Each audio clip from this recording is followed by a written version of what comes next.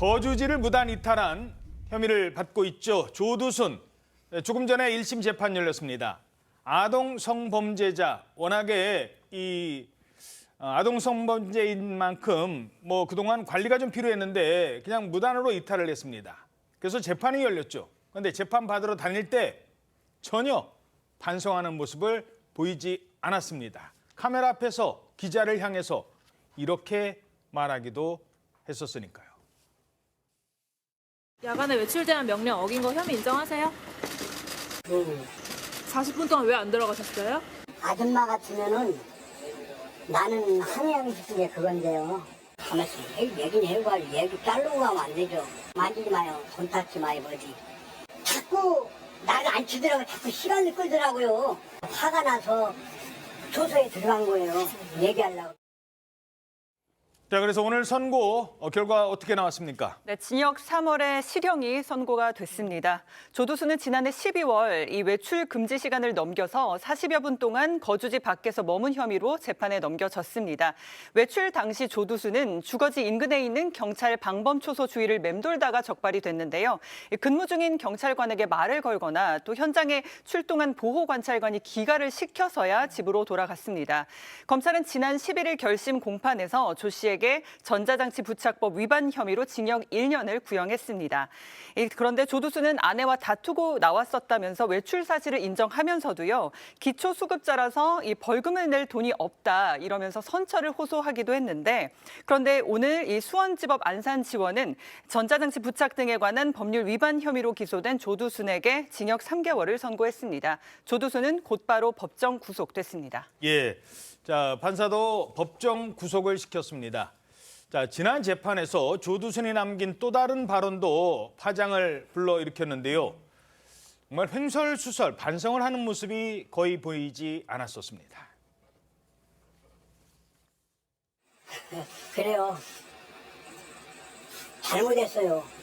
잘못했는데 상식적인 것만 얘기할게요. 남을 추상적으로 좋아하니까 다 추상적으로 얘기할게요. 8살짜리 개지바위 붙은 그 짓거리 하는 게 사람 남자예요 이게. 사람이 아니라고 생각해요 그거는. 그 나를 두고 하는 얘기잖아요 그죠? 근데 나는 사람이 아닌 것 같아요. 내가 봐도 그래요. 말이 안 되는 거예요. 나는 전혀 그런 사람이 아니에요. 8살짜리가 뭘 알아요 그게. 분노하는 거예요. 분노. 나도 분노해요. 됐어요? 자, 기자한테 아줌마라고 하질 않나 횡설수설.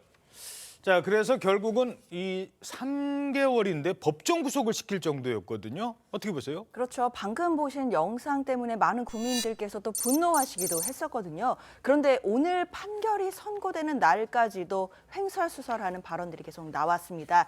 선고가 그러니까 징역 3개월의 법정 구속 선고가 나고 나니까요. 예. 조두순은 재판장님 무슨 말씀인지 한마디도 못 알아듣겠다. 못 알아듣겠다. 얼마나 잡혀가는 건가요? 이런 어려운 얘기를 했고요.